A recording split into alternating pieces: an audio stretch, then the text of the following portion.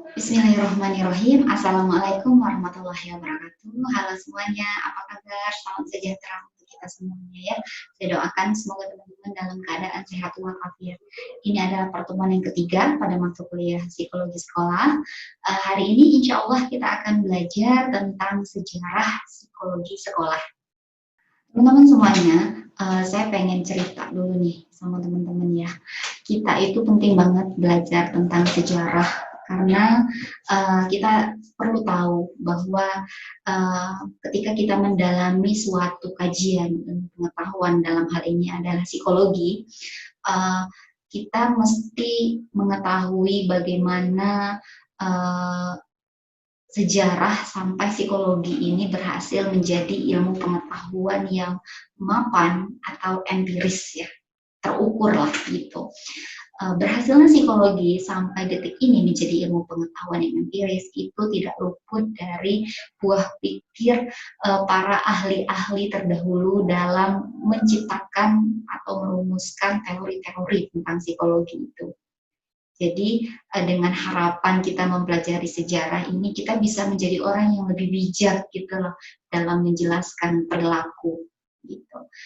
Dengan banyaknya kita tahu tentang sejarah teori, kita akan menjadi orang yang lebih netral gitu dalam menjelaskan perilaku. Harapannya itu adalah kita tidak terlalu condong ke teori yang ini atau teori yang mana, tetapi kita bisa menyimpulkan suatu perilaku nantinya itu berdasarkan dari banyak sudut pandang. Insya Allah pada hari ini kita akan belajar tentang filosofi, fondasi filosofi, intelektual dan sosio budaya dalam munculnya psikologi sekolah ini. Kemudian kita akan flashback lagi tentang munculnya psikologi sekolah. Mungkin teman-teman udah belajar, udah hatam ya materi tentang histori psikologi waktu semester 1, tapi di sini kita akan bahas sekilas gitu. Karena kemunculan awal psikologi ini tentunya memang menjadi akar munculnya psikologi sekolah. Lalu nanti akan ada catatan-catatan tentang peristiwa penting sejarah dalam munculnya keilmuan psikologi sekolah ini. Oke, teman-teman semuanya, kita perlu tahu bahwa subjek bidang studi itu memang banyak dipengaruhi oleh filsafat. Makanya memang filsafat itu adalah induk dari ilmu pengetahuan, karena memang banyak ahli-ahli filsafat lah yang memikirkan kajian-kajian ilmu pengetahuan itu sendiri. Nah, setidaknya ada 3 filsuf Yunani pada masa Yunani itu yang berpengaruh dalam menciptakan teori-teori psikologi. Karena pada zaman itu kajian tentang psikologi itu belum semapan sekarang ya, dan istilahnya itu masih menggunakan istilah jiwa. Nah, jiwa ini pada zaman Yunani itu belum sampai sekarang gitu loh, belum sampai dibahas bahwa jiwa itu adalah perilaku gitu. Nah, dulu itu banyak banget ya, kita tahu ya zaman Yunani mulai dari jiwa itu menurut Aristoteles adalah the anima ya. Jiwa itu ada penggeraknya, nutritive psyche, sensitive psyche, rational psyche, ada 3 jiwa penggerak yang menurut Aristoteles. Nah, kita tidak boleh mencemeh teori Aristoteles ya, aduh kenapa sih Aristoteles bisa mikirnya kayak gitu. Itu tentu saja dipengaruhi oleh budayanya, dan tentu juga dipengaruhi oleh karena mereka merupakan ilmuwan filsafat gitu ya. Nah, kita lihat di menurut Socrates gitu ya. Socrates ini sudah mulai berusaha untuk membuat ilmu pengetahuan itu ke arah yang lebih rasional, terukur walaupun sebenarnya belum terlalu terukur pada masa itu. Nah, kemudian muridnya Socrates ini semakin memperluas kajian dari Socrates itu. Beliau Plato ini sudah mulai memikirkan tentang pencaharian pengetahuan itu, atau kita kenal dengan epistemologi gitu, kajian teori-teori kayak psikologi. Psikologi itu ilmu yang mempelajari apa gitu, realnya tuh seperti apa, jiwa itu kan nggak terukur ya, nggak terlihat gitu ya. Kalau di zaman dulu itu, di zaman Romawi itu bilangnya jiwa itu dapat diketahui dari pengalaman transendental gitu loh. Dalam Islam jiwa itu nafas, jadi hanya Tuhan yang tahu. Di zaman abad pertengahan sudah muncul lagi karya-karya Ibnu Sina yang berhasil menerjemahkan apa namanya karya-karya klasik Yunani kuno yang terbakar ya, yang dihancurkan pada zaman Romawi karena memang pengaruh apa ya, pengaruh orang-orang agama dan budaya masyarakatnya pada zaman itu, dan sangat tidak menghargai karya klasik, itu dihancurkan, dimusnahkan di zaman itu. Kemudian di abad pertengahan ini sudah mulai kembali dibahas karya-karya karya-karya Yunani itu, sehingga ternyata apa namanya buah pikir dari para ahli-ahli zaman Yunani itu memang berpengaruh terhadap munculnya psikologi. Nah, dengan adanya pembahasan tentang psikologi dari Aristoteles ini sudah mulai membangun dasar pemikiran ilmiah gitu ya, yang pertama didasarkan oleh observasi gitu. Dan orang yang pertama kali melakukan tinjauan pustaka,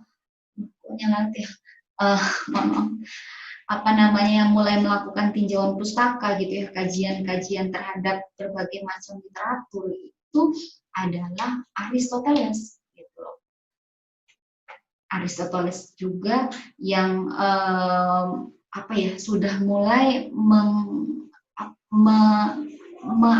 apa ya, mana bilangnya ya, sudah mulai mengkonkretkan psyche itu apa gitu. Makanya dia bilang psyche atau jiwa itu the anima, dalam karyanya yang ditulis On Soul, ilmu tentang jiwa. Jiwa itu ada di dalam fisik seseorang dan ada penggeraknya. Nah, penggeraknya itu jiwa itu ada 3 gitu. Nutritive psyche, sensitive psyche, dan rational psyche. Ya, mungkin teman-teman udah hafal lah sama ya, teori Aristoteles ya. Nah, kemudian setelah zaman ini zaman Yunani ya, kemudian masuk ke zaman Roma, di abad ke-5 itu Roma itu mulai hancur, mulai runtuh gitu. Karya-karya filsuf Yunani itu kan mulai hilang gitu ya, dibakar oleh para rezim yang berkuasa pada saat itu. Lalu muncullah kaum-kaum intelektual pada masa itu. Nah, warisan budaya, konflik antara rasionalisme pada saat itu, pemikiran bahwa ilmu pengetahuan itu harus didasarkan pada rasional ya. Kemudian muncul kaum intelektual bahwa ilmu pengetahuan itu harus didasarkan kepada empirisme, itu dibawa ke dalam budaya Eropa. Pada akhirnya berhasil memunculkan kajian tentang psikologi. Karena kan pada zaman dulu banyak ya bahasan yang membahas tentang ilmu apapun, ilmu fisika, matematika, semuanya dibahas gitu. Dan sampai akhirnya berkat kaum intelektual ini, di zaman abad pertengahan ini pembahasan tentang psikologi itu udah mulai muncul, dan tentunya ini juga dipengaruhi ya pembahasan tentang psikologi ini oleh orang-orang modern, dan pada zaman itu sangat dikuasai oleh kaum religius yang bisa membaca dan menulis itu adalah para ulama. Jadi ilmu pengetahuan itu apa ya, masih belum tersebar luas gitu loh. Dilarang banget untuk menyebar literatur. Nggak gampang untuk menyebar literatur karena yang berkuasa pada saat itu, orang yang bisa membaca dan menulis itu adalah ulama gitu. Jadi apa-apa tuh sama ulama. Nah, kemudian singkat cerita lah intinya itu muncullah ahli pada zaman pramodern itu Descartes, bahwa kajian tentang psikologi itu psiki itu merupakan pikiran. Pikiran itulah yang menggerakkan perilaku. Kemudian muncul lagi John Locke bahwa psiki, jiwa itu adalah pengalaman. Nah, dua ahli ini yang menekankan empiris atau kajian tentang epistemologinya. Epistemologi itu adalah teori-teori tentang pengetahuan gitu. Bagaimana seseorang berhasil mencapai pengetahuan, bagaimana psikologi itu bisa dikatakan sebuah ilmu yang mempelajari yang saat ini kita kenal sebagai ilmu yang mempelajari tentang perilaku gitu. Nah, ahli-ahli ini sebenarnya awalnya yang sudah mulai mengarah ke sana gitu. Nah, kemudian yang paling famous lagi munculnya William Wundt ya, yang berhasil mendirikan laboratorium di Leipzig, Jerman gitu ya, yang memulai kajiannya itu tentang pada masa itu adalah consciousness. Psikologi itu adalah proses kesadaran gitu ya. Lalu muncul juga Rosa, merupakan aliran naturalism yang menganggap bahwa alam lah yang membentuk pengetahuan, alam lah yang membentuk dalam hal ini perilaku seseorang gitu. Sampai muncul juga ahli yang bernama Skinner yang pemikirannya itu sudah lebih spesifik lagi ke arah behaviorism, gitu, ke arah perilaku. Ya, jadi semakin berkembangnya psikologi sampai saat ini yang kita rasakan, itu tuh perspektifnya itu semakin empiris kayak gitu. Nah, kemudian di abad ke-16 sampai 17 itu masanya pencerahan gitu loh. Di Amerika, pendidikan itu sudah mulai menjadi perhatian. Salah satunya juga perhatian tentang ilmu psikologi itu gitu.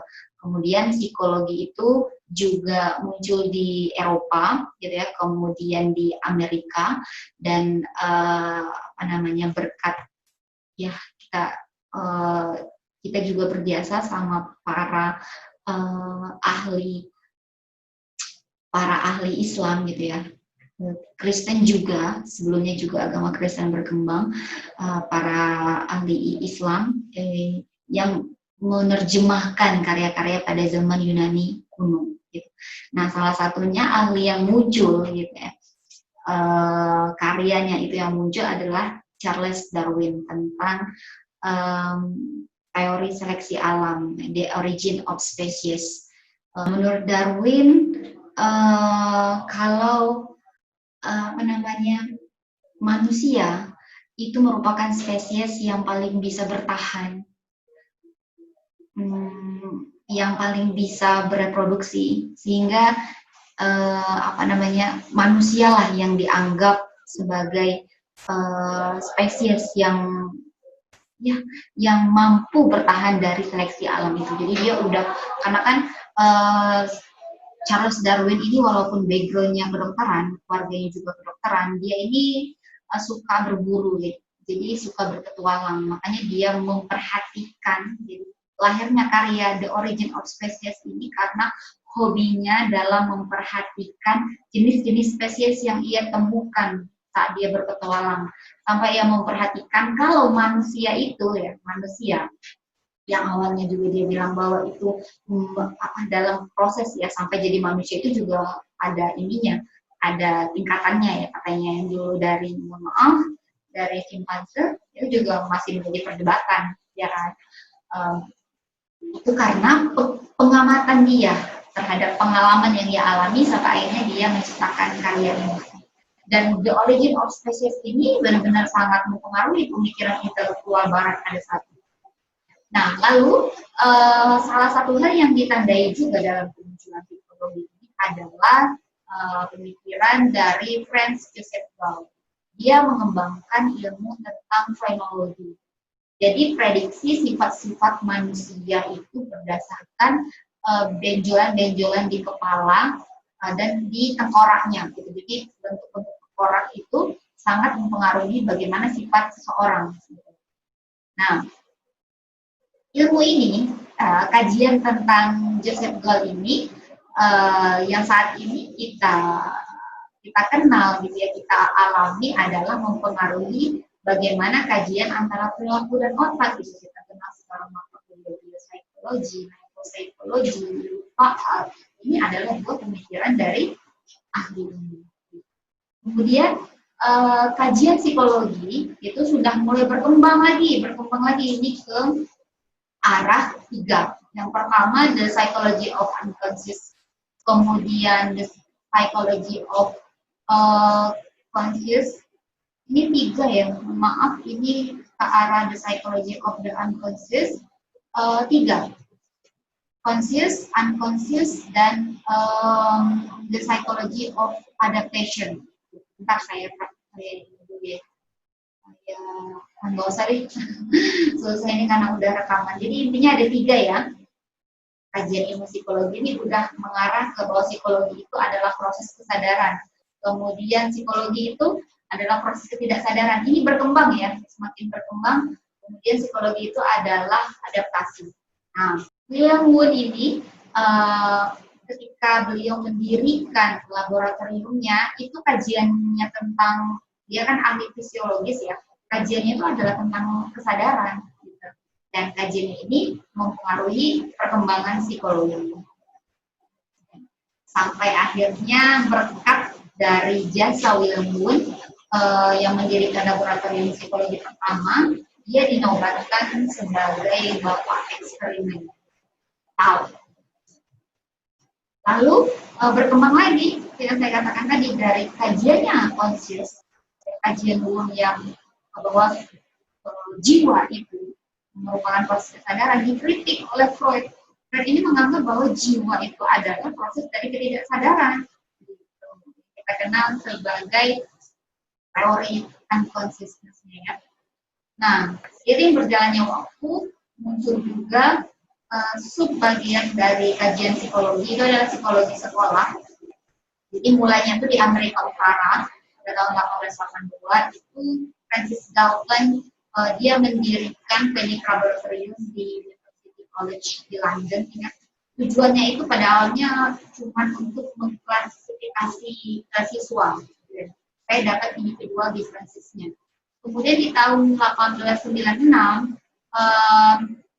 didirikan klinik psikologis pada tahun 1896 oleh Leitner Rubner di University of Pennsylvania di Philadelphia. Itu sudah mulai gitu ya. Beliau ini ingin mempersiapkan para psikolog untuk membantu pendidik dalam memecahkan masalah gitu ya, supaya siswa didiknya ini lebih sukses secara akademik gitu. Nah, kemudian seiring berjalannya waktu, ahli yang bernama Binet itu memperkenalkan hasil publikasinya tentang tes intelijensi, gitu ya. Dan ternyata hasil pemikiran dari Binet ini sangat mempengaruhi pendidikan di Amerika saat itu dalam menentukan kesuksesan siswa. Gitu. Kemudian Binet bekerjasama dengan Dean Simon dalam mereka menciptakan IQ yang lebih yang lebih kompleks lagi. Nah, disinilah gitu ya asal munculnya psikologi sekolah gitu, yang pada saat itu membahas tentang intelligence testing dan individual assessment and classification. Jadi bahasanya itu dulu memang masih tentang pengukuran intelijensi siswa, kemudian individual assessment-nya gitu ya, penilaian siswa, kepribadian dalam hal ini, kemudian diklasifikasikanlah siswa mana yang berhasil, tidak berhasil, atau mengalami disabilitas. Kayak gitu. Nah, kemudian perkembangan psikologi sekolah ya, tadi yang saya ceritakan awalnya itu kan dari intelligence testing, kemudian ternyata dianggap penting sampai akhirnya dibuatlah sebuah pelatihan pendidikan dan kesehatan mental ya. Lalu sampai akhirnya psikologi sekolah ini semakin booming, semakin terkenal gitu ya. Dan psikolog pertama yang menjadi psikolog pertama psikologi sekolah itu adalah Arnold Gestel. Kemudian psikologi sekolah ini semakin mapan, semakin diakui, semakin terkenal itu ketika FIE dan NASP ini semakin telah dibentuk. Nah, ini adalah catatan untuk teman-teman tentang tanggal dan peristiwa-peristiwa penting dalam sejarah psikologi sekolah ya. Mulai tadi FIE udah mulai muncul gitu ya. Kemudian Leitner yang mendirikan klinik psikologi gitu ya untuk membimbing siswa. Kemudian muncul lagi First School Based Psychological Clinic established in Chicago Public School gitu ya. kemudian muncul tentang tes intelijensi yang dipublikasikan oleh BINE, kemudian Arnold Gesell tadi yang yang ditunjuk gitu ya sebagai psikolog pertama, sampai ini nih pokoknya peristiwa bersejarah yang perlu teman-teman ingat gitu. Ini juga apa namanya merevisi kajian-kajian tentang BINE itu, kemudian didirikan sekolah training psikologi. Ya, pokoknya ini silahkan baca aja. Baca inilah peristiwa-peristiwa penting yang terjadi dalam perkembangan psikologi sekolah. Ini EPA ya. EPA itu jadi dulu tuh masih umum gitu. Perkara psikologi itu dibagi menjadi divisi-divisi dan psikologi sekolah itu ada divisi khususnya. Spesial kan psikologi sekolah ini dia masuk ke divisi 16. Nah, lalu ini sebenarnya ada dua. Nah, ini panjang banget nih sampai di tahun 2004 apa namanya pengukurannya itu sudah mulai berdasarkan RTI ya, RTI prosedur gitu dalam psikologi sekolah. Saya juga nggak tahu ya detailnya karena memang saya bukan psikolog sekolah, karena saya kan keilmuan ya, ilmuwan psikologi, jadi nggak tahu detailnya. Intinya ya ini merupakan suatu alat tes untuk mengukur pada zaman itu di Amerika, mengukur dan mengklasifikasikan siswanya. Jadi teman-teman, inilah proses panjang dari perkembangan psikologi sekolah yang menjadi catatan bagi kita. Semoga bisa dipahami ya. Mohon maaf atas segala kekurangan. Demikian yang saya sampaikan. Kalau ada yang mau ditanyakan dan jelas, kita lanjutkan di grup. Assalamualaikum warahmatullahi wabarakatuh.